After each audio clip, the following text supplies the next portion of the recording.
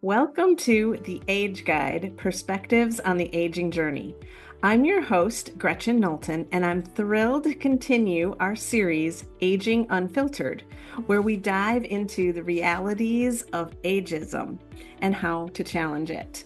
In this episode, we're focusing on how ageism impacts communities and exploring a national initiative working to create more inclusive, age-friendly spaces. Today, I'm joined by two incredible guests from US Aging. First, Sandy Markwood, CEO of US Aging, will talk about the Dementia Friendly America initiative and its impact on communities. Later, we'll hear from Mary Eck, US Aging's Director for Community Care Corps and Dementia Friendly America, who will share her perspective on advancing these initiatives across the country. Let's start with Sandy. Sandy Markwood, CEO of US Aging since 2002, is a passionate advocate for aging issues and a champion for helping older adults age well in their homes and communities.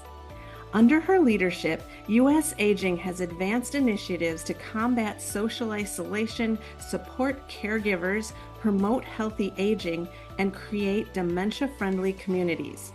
And our second guest is Mary Eck, Director of Community Care Corps and Dementia Friendly America at US Aging. She played a key role in the development of Dementia Friendly America and continues to advance its mission under US Aging's leadership. Let's get started. So, Sandy, thank you so much for being here today. I'm so happy to have you as a guest. Oh, Gretchen, I'm thrilled to be here. Thanks so much for inviting me. Of course. Let's start at the beginning. Take us back. What inspired the creation of Dementia Friendly America? Was there a defining moment that set this initiative into motion? Well, first, Gretchen, I have to say that when we're focusing in on Dementia Friendly America, this is a mission-driven initiative, and it's one that I am both professionally as well as personally committed to. So, looking at this through the professional lens, we know that there are more than 6 million Americans who are living with Alzheimer's.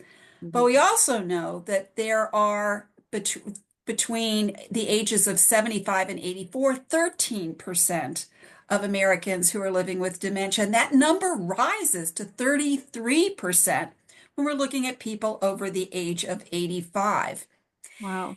Couple those numbers, which are staggering, with the fact that over 11 million Americans are providing unpaid care to people who are living with dementia. And when we're looking at people living with dementia, oftentimes people think that they're living in nursing homes or some other type of institutional setting. But the truth is, 80% of people living with dementia are living at home and in the community. So responding to the needs of people living with dementia and their care partners is really critical. And that's what Dementia Friendly America is all about. And as I mentioned, personally, my mother had vascular dementia. So I know the struggles of people who are living with dementia and their care partners in navigating not just services, but really just living day to day at the community level. So, because of both the personal and the professional commitment that I have, and also recognizing the incredible work which really spurred Dementia Friendly America, which was learning from the work that Minnesota had done through their Act on Alzheimer's initiative, which was really led, administered by a AAA, Trellis in St. Paul, and really it really incorporated AAAs throughout the state and communities throughout the state. And in looking at the impact that that initiative had on the lives of people living with dementia and their care partners, there were a number of national organizations that came together and said, we need to replicate the Act on Alzheimer's model at the national level. A variety of national organizations, aging organization, Alzheimer's organizations, chiefs of police, local governments, pharma, people all over the spectrum of organizations, public and private, came together and said, we need to make this a national initiative. And so at the White House Conference on Aging in 2015, it was announced DFA was adopted as a national dementia friendly initiative. And US Aging was so pleased and honored to be given the opportunity to administer this national initiative. So that's how we got started. And we're just about to really realize, our major anniversary in 2025. And with this commitment to make this a national initiative, a national movement to ensure that people who are living with dementia can thrive at the community level. And that's what DFA is all about. People want to get involved and they want to bring it back to their local area. And they can probably do some customizing, which we'll have to talk about, so that it really meets their individual unique community needs. And I'd love to hear more about that in a minute. We've been sharing on this podcast series that we're doing about how ageist stereotypes create barriers for older adults so that it makes it more difficult for them to age well. How does an initiative like Dementia Friendly America break down those stereotypes, do you think? Well, Gretchen, as you know, that when we're looking at the issues of aging and ageism, it's really prevalent when we're talking about looking at people's thoughts and impressions and the stereotypes people have of people as they age. But that's intensified when we're really looking at people who are living with dementia and the barriers that are put up, even before a diagnosis. But when people get a diagnosis of dementia, it is amazing. And I can talk about this both personally again and professionally, where people walk away from people who are have a diagnosis of dementia. That all of a sudden, instead of looking at dementia as a journey, which can last years, people immediately go to that end of life perception of someone who is living with dementia, and they start discounting them. They think of them as less capable, as frail. They think only of declining health and immediate declining cognition.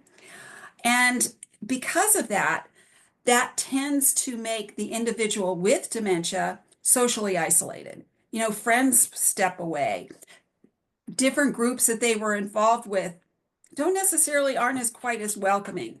And part of that is based on fear, and that fear is based on not understanding the whole scope of dementia, which again is the goal of Dementia Friendly America and Dementia Friends, is to create an understanding of what people, the journey of dementia, and what people who are living with dementia go through, and how best to support them and their care partner.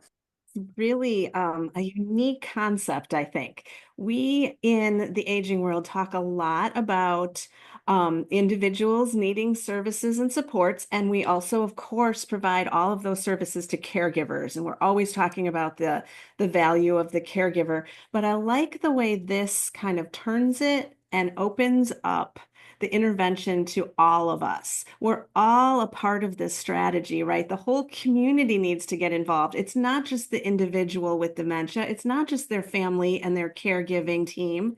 It's all of us. We can all contribute to this. We all have a role to play in making our world better for all of us. And it seems like that's really what you're describing here. Gretchen, you've nailed it. That's exactly what we're describing. And again, from a personal perspective, when I was on the journey with my mother who had vascular dementia, as an aging professional, I could navigate the services that she needed.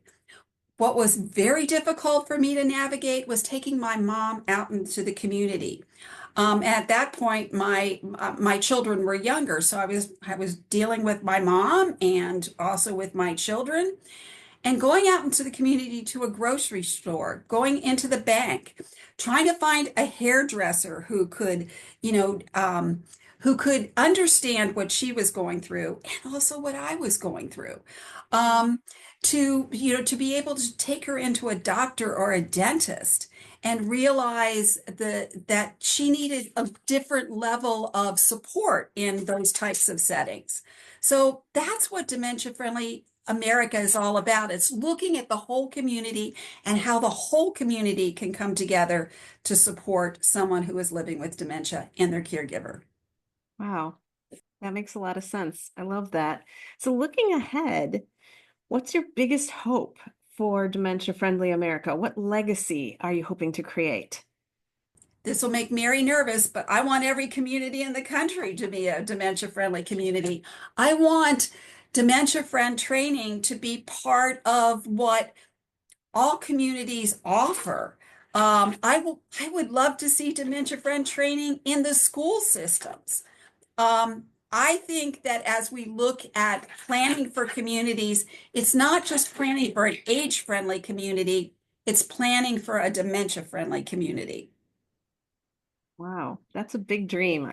I love It that. is a big dream. It is a big dream, but as Mary will highlight, we are well on our way with having state leads are around dementia friends. And also in looking at the opportunity that we have with over 400 communities are already involved. Oh, And wow. we almost, we're getting close to over 200,000 dementia friends. So we are well on our way. We've got a lot of momentum. And it's up to us all to ensure that that momentum continues. Yes. And so, what do you think we can all do to help you in this? The last question I was going to ask you, Sandy, is about, public policy and advocacy work. What can folks do if they would love to see this spread and they want their community to have this? What policy changes do you think we need? Well, I am hoping that at the community level that we ask questions of our local elected officials, our state officials, and our national officials, given the statistics that I started out with about the prevalence of dementia in communities across the country is we ask the questions whether we're doing planning for or zoning or where are supports that other supports at the community or state level and national level, as well as how is this going to impact people as they age, how is this going to impact people who have dementia, and you can add on other chronic conditions as well, and what can we do to support them and their caregivers? So it's a filter that we should have to be able to ask the question and raise the issue that that as people age, we need to be able to again value and support them as people get a diagnosis, and we do hope people are getting diagnosis of mild cognitive impairment or dementia, that it's not as it was before. In some cases, people thought, well, that was it, you know, let's close the tent. No, it's like, now what? Now what's available through the Area Agency on Aging, through the Alzheimer's Association, looking at what we can collectively do together to be able to respond to those needs. And policy is going to play an important role in that. But for policy to play an important role, people need to advocate. You need to advocate for aging, and you need to advocate for ensuring that people who are living with dementia, again, 80% at home and in the community level, are able to thrive at home and in the community. I love that.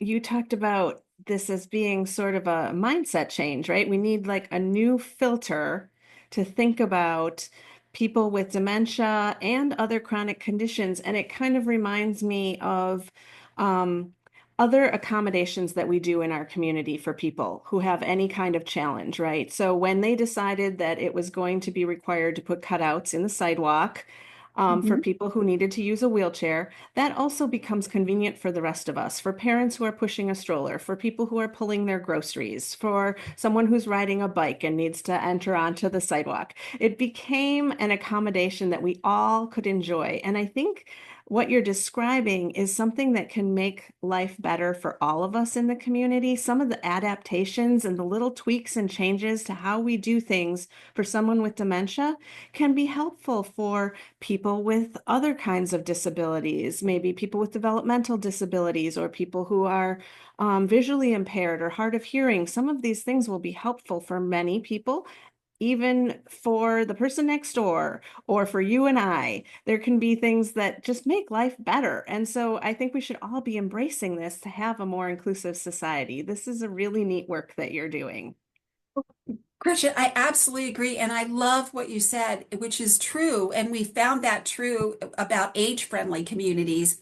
A dementia-friendly community, and one of the examples I'm sure that Mary will highlight is what we found with dementia-friendly businesses. There are so many simple things we can do that, again, make life better for people with living with dementia, but also make life better for all of us.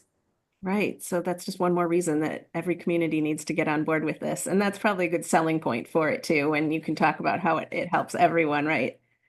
Wonderful. Thank you so much for sharing your thoughts and your vision for the future and ways that we can all get involved in this and advocate for aging and advocate for people aging with dementia.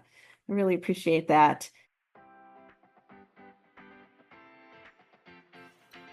Before we continue this conversation, a quick note. We have a couple of exciting opportunities coming up for you to meet and mingle with our incredible show guests. First, we're honored to have Sandy Markwood as our keynote speaker at AgeGuide's annual meeting and luncheon on Friday, April 25th, 2025 in Lombard, Illinois. You can register on the AgeGuide website to come here and meet Sandy in person. Second, US Aging just happens to be hosting their annual conference and trade show right here in Chicago from July 20th to 23rd. If you've been inspired by Sandy's insights on dementia-friendly communities, you won't want to miss this event. It features a range of workshop topics on aging, advocacy, and community-based services. Registration opens April 7th, so mark your calendars and get ready to join leaders, innovators, and change makers in the field of aging. We have a link to the webpage in the show notes. Let's turn it over to you now, Mary. You are at the implementation level of this, I presume, and can give us a little bit more of your thoughts on this. Let's start with, can you give us a dementia-friendly definition, kind of an overview of exactly what it means and what it is? Absolutely. And thanks for having me, Gretchen. It's a privilege to be here and a privilege to do this work. As a former caregiver for my grandmother, who I cared for when I was a teenager, and we didn't call it dementia. And now we've moved to being able to talk about dementia for my in-laws.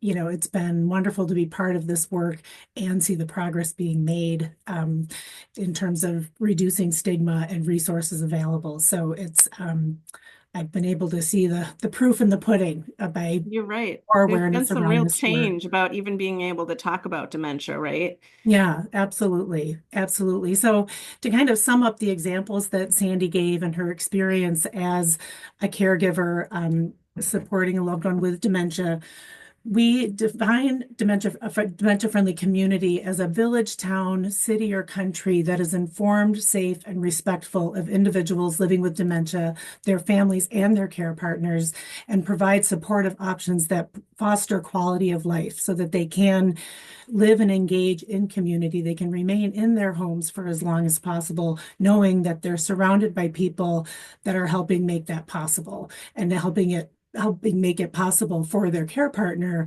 to enter into community with their loved one, knowing that they will have added support and they won't have to face some typical challenges that they may face going into the grocery store or the bank, like Sandy mentioned. So it's kind of pulling all of those sectors together. So we have learned very quickly that providing supports in the community and embedding those in communities that people can live and work, engage and thrive and are able to remain in their homes longer. As Sandy mentioned, the example at the grocery store, at the bank, going into a faith community. And that's often where much of our work will start in our communities, because that's, a place of safety for many people and a place of routine where they go for that comfort. But that can become a challenge as dementia sets in.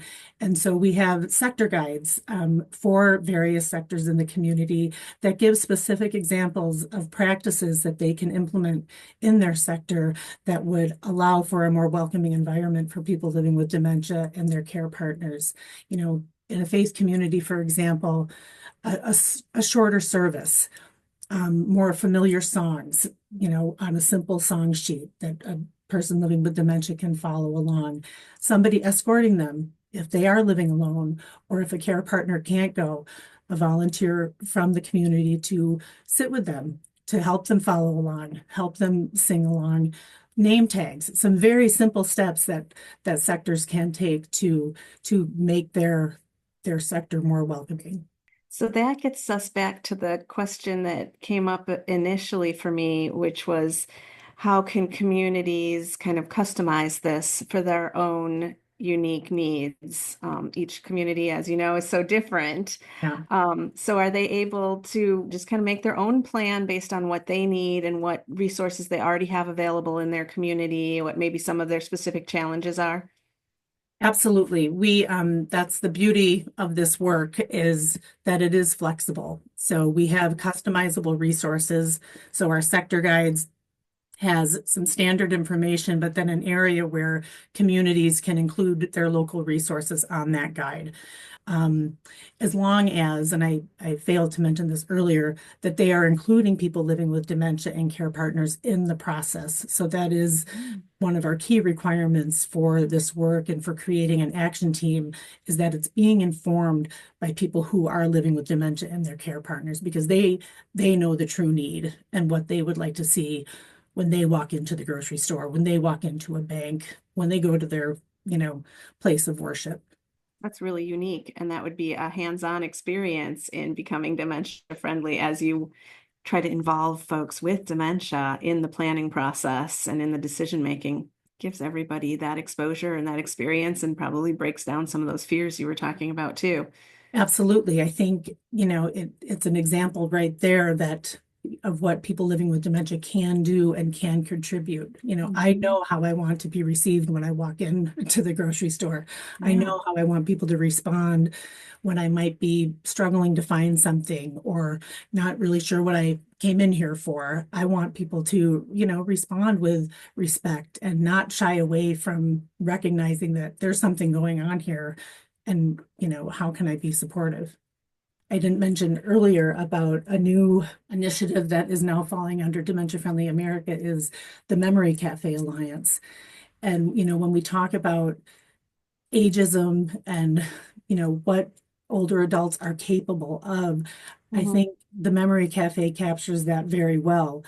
There are opportunities to engage and opportunities for care partners and their loved one living with dementia to engage together and enjoy an activity together. So these memory cafes are wonderful opportunities and often are included in our dementia-friendly community efforts, is starting memory cafes. And they usually include an art activity, music, some kind of fun engagement for people living with dementia and their care partners. And that's been a huge asset to our team. We have a memory cafe directory on our website now, so that people can put in their zip code and find memory cafes near them. And here are opportunities to engage. And in dementia-friendly communities, we are working to create opportunities where people living with dementia can engage. Movies where the lights are kept on, and there's a restroom break midway through. Restaurants, like Sandy mentioned, a quiet space in a restaurant. And that's, like you said, often people living with autism are looking for a quieter place in a restaurant. So it serves many people with just some very simple changes. And so we know that creating these communities where people can live, engage, and thrive benefits all. It really, it can be a focus on dementia, but in the end, it's, as my son would say, so isn't it just about seeing people and being nice? And I was like, well, it is, there is a lot to that. It is about seeing people, recognizing a need and responding to that need. Mhm. And, you've mentioned it a couple times. There's definitely a stigma around dementia. There's a lot of fear of not understanding it or not knowing how to respond, or what if I say the wrong thing or come across the wrong way, or I don't know what to do. So there's that fear component. It seems like there's a lot of intersectionality with that and ageism, right? Ageism comes, I think, from a misunderstanding or some misguided notions of what it means to get older and some stereotypes that we have. And we also have a lot of stereotypes around dementia.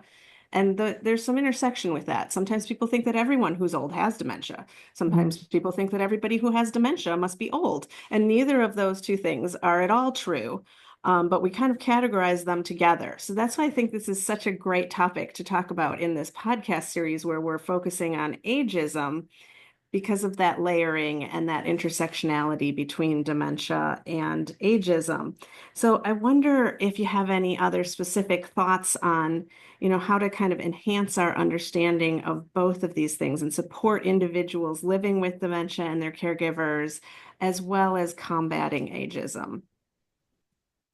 I think Sandy made a very good point about just seeing the value and worth in older adults and people living with dementia. Like they're there's still so much they can do and want to be engaged in and want to wake up and have a purpose and a place to go and a place to engage. And I think, an example of that, it is difficult to choose just one story. We hear testimonials every day of the impact of our work on those not living with dementia. And this impact, which is often increased awareness and understanding, has the very impact on those living with dementia that we had hoped for when we launched DFA. One particular story that comes to mind is from years ago when I attended a dementia friendly community kickoff meeting on the East Coast. And that's something we often do. We're invited to kind of do the launch of a community-wide initiative and share information about what's happening at the national level. And it's really an honor to be invited to those events. Um, and at this one, there were a number of presenters, leaders from various sectors committing to engaging in the effort. Um, and, I shared my general information. And then what they often do during a kickoff meeting, which we recommend, is having a person living with dementia share some of their experiences. And in this particular case, um, the person living with dementia was a man who was in his 40s living with dementia. And he gave, just a really compelling story for anyone who may have questioned why this work is important. And he shared some experiences, when he was engaging in the community or out and about running errands, and really just brought it to life for many people.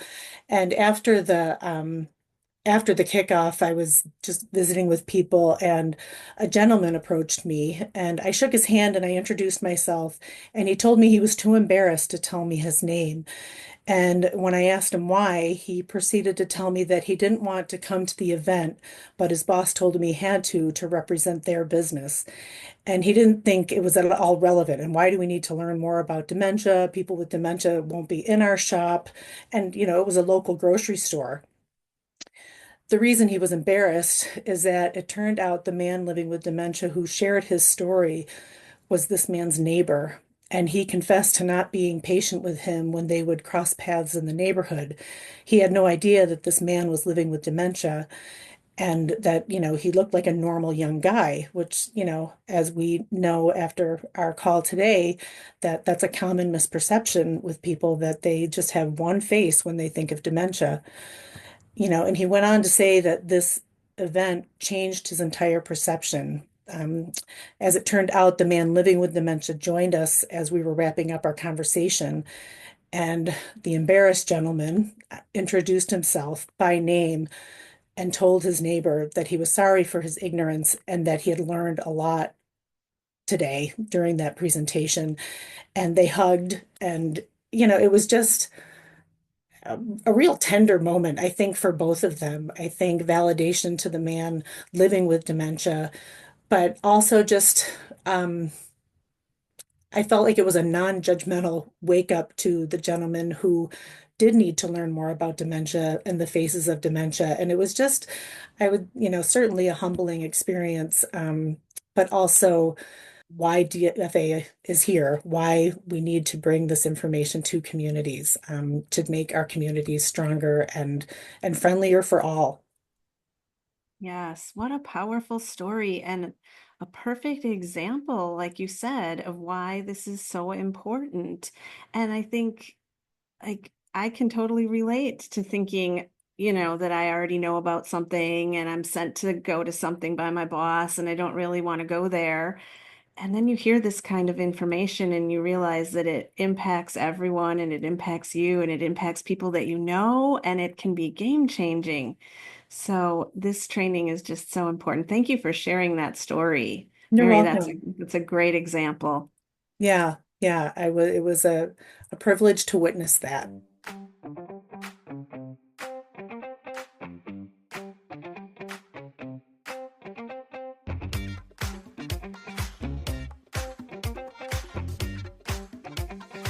Hello and welcome to your Medicare Minute.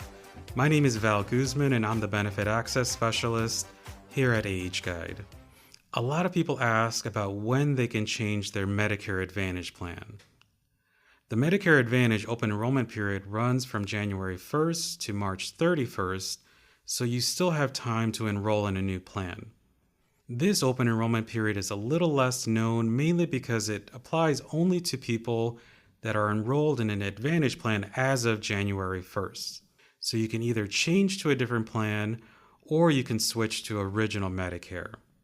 A good way to compare these plans is by checking with your doctors to see which plans they do accept so you know which plans to focus on, just because there are so many plan choices for you. Then you can compare how much the plans cost and the extra benefits that they offer. If you enroll in a new plan, it will take effect the following month, and it will cover you for the rest of the year. But feel free to ask a SHIP counselor about your plan options, or go to our website at ageguide.org for more information. Thank you for listening to The Age Guide, Perspectives on the Aging Journey. Age Guide coordinates and administers many services for older adults in Northeastern Illinois. Our specially trained professionals are available to answer questions and connect you with local service providers and resources. If you are interested in these services or want to learn more, go to our website at ageguide.org or call our offices at 630-293-5990. Please follow our podcast so you can be notified in your streaming account. Thank you, and we will see you next time on the Age Guide podcast.